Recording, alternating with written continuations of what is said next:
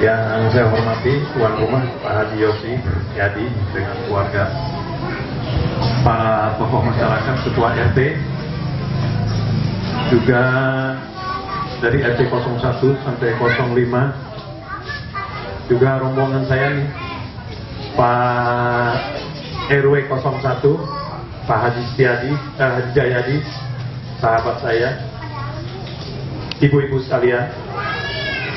Ini rangkaian acara kita yang ketiga pada hari ini. Sebagai bentuk rasa terima kasih kita dan tanggung jawab kita sebagai anggota Dewan yang di daerah pemilihannya adalah di Jakarta Utara dan Jakarta Barat.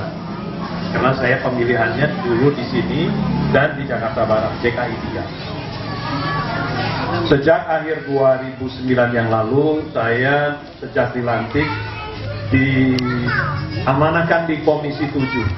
Jadi di DPR itu, Bu, Pak, ada 11 komisi. Komisi 7 itu membidangi masalah energi, yaitu masalah BBM, masalah listrik, dan juga masalah lingkungan. Nah, paling tidak dalam 2 tahun terakhir itu tidak ada kenaikan BBM. 2 tahun terakhir. Karena pemerintah bila atau sewaktu akan menaikkan BBM itu harus mendapatkan persetujuan dari DPR, yaitu Komisi 7.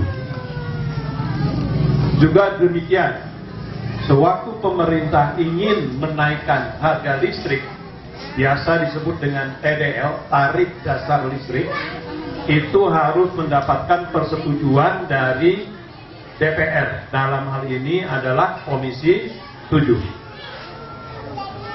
Memang untuk BBM dan untuk listrik TDL itu seharusnya pemerintah menaikkan, tetapi kita di Dewan memberikan subsidi,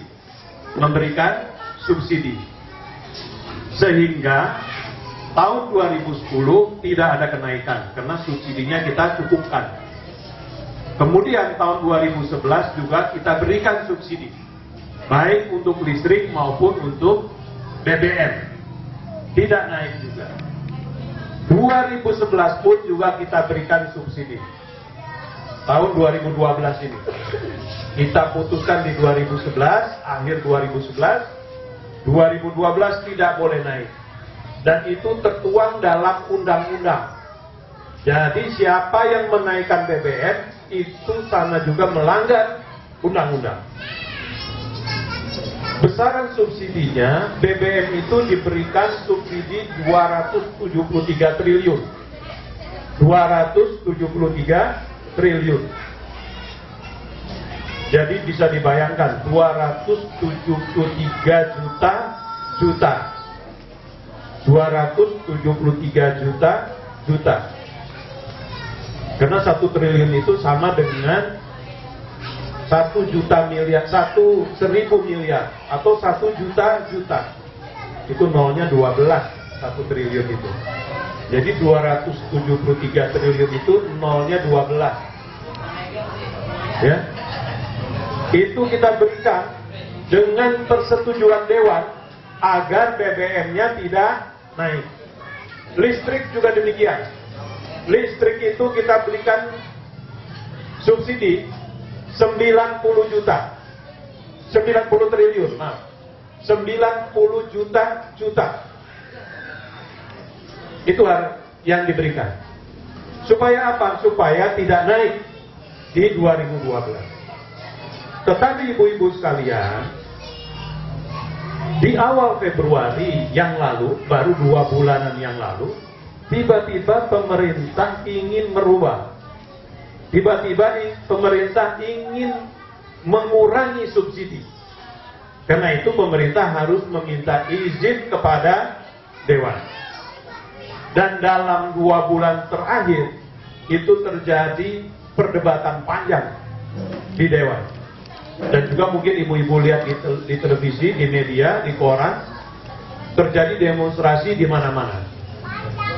Mungkin pertanyaannya, apakah tidak cukup uang pemerintah ini, uang negara ini untuk 2012 sehingga BBM-nya mesti dinaikkan?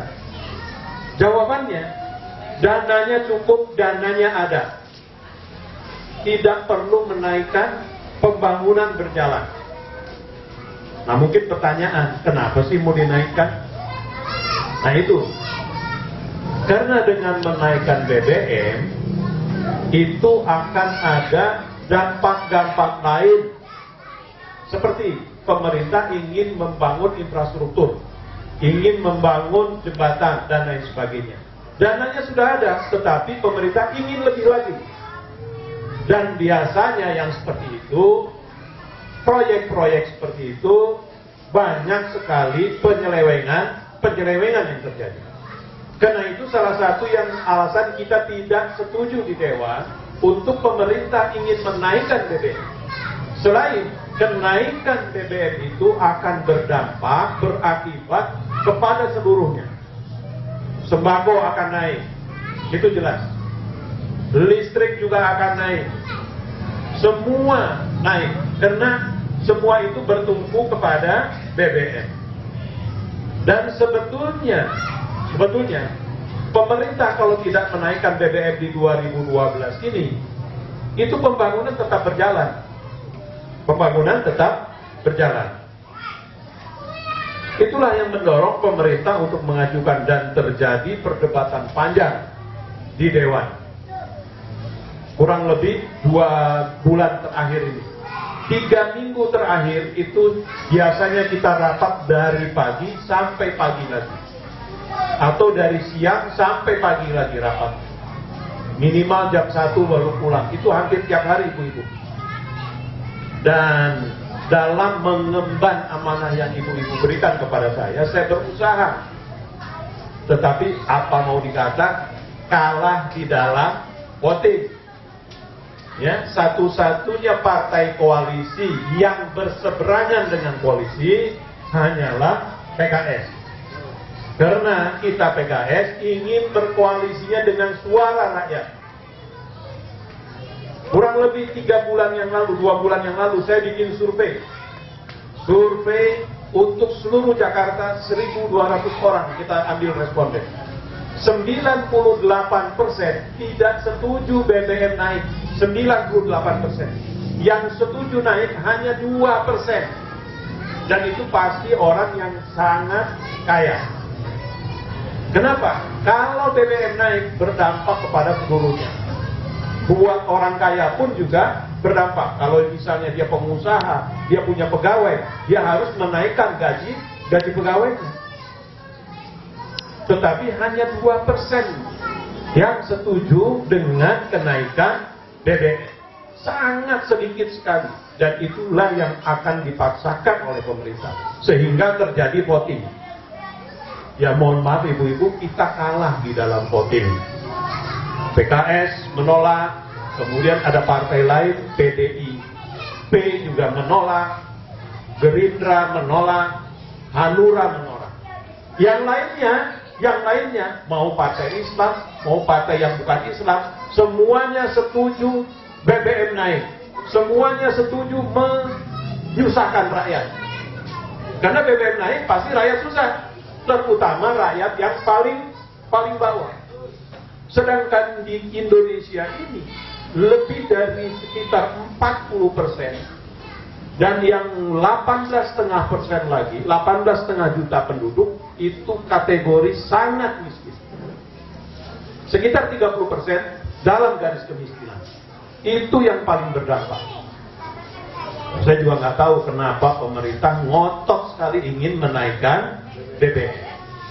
Memang pemerintah ingin memberikan BLT, bantuan langsung tunai, Rp150.000 per kepala keluarga, bukan per orang, per kepala keluarga per bulan. Dikasih hanya dalam 6 bulan. Jadi ibu-ibu bayangkan 6 bulan dikasih permen, tetapi bertahun-tahun nanti BBM-nya naik. Jadi cuma dibikin enak sedikit untuk sedikit orang yang nggak seberapa juga, tetapi semuanya berdampak. Semua naik. semua harga-harga akan naik, terutama semua harga bahan pokok makanan itu akan naik, semua harga naik. Ya, apapun akan naik. Kenapa? Karena semuanya bergantung dengan BBM. Nah, ibu-ibu sekalian, alhamdulillah seperti mungkin yang ibu-ibu lihat di TV, kita konsisten memperjuangkan apa yang diamanatkan oleh rakyat para pemilih kita. Dan saya yakin pemilih PKS bukanlah kalangan orang-orang elit. Pemilih PKS bukanlah kalangan orang-orang yang super kaya. Bukan. Tetapi pemilih PKS adalah orang-orang yang di bawah, orang-orang yang kaum tertindas. Itulah yang kita perjuangkan.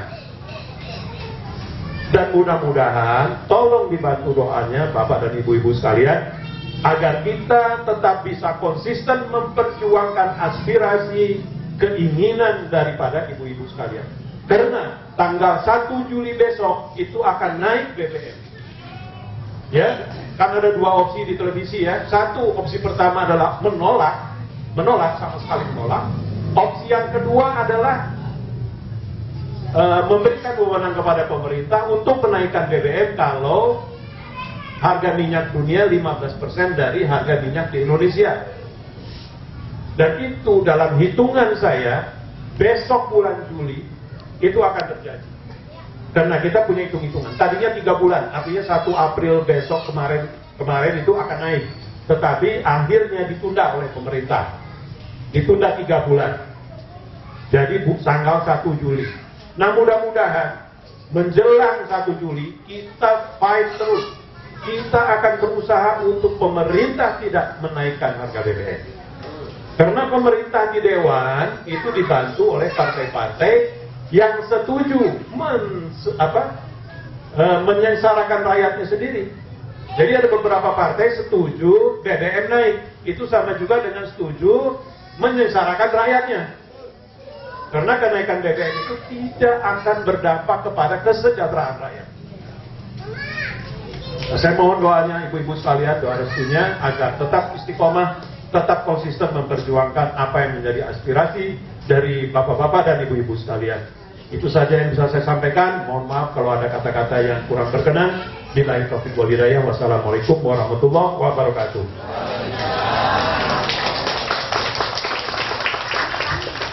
Alhamdulillah, luar biasa yang perjuangan Bang Irel ini ya. Kalau tanpa perjuangan beliau ini di Komisi 7, bagaimana minyak bensin kita ini naik? Bagaimana diikuti dengan harga-harga sembako? Tapi berkat perjuangan Bang Irel beserta rekan-rekannya di Partai PKS, alhamdulillah sampai saat ini harga bensin tetap 4.500. Kalau tanpa perjuangan Bang Irel beserta rekan-rekannya di PKS, bagaimana? Bisa 6.000 kata Tuan ini. Untuk itu kita doa terus, kita bimbing terus, mudah-mudahan calon kita ini yang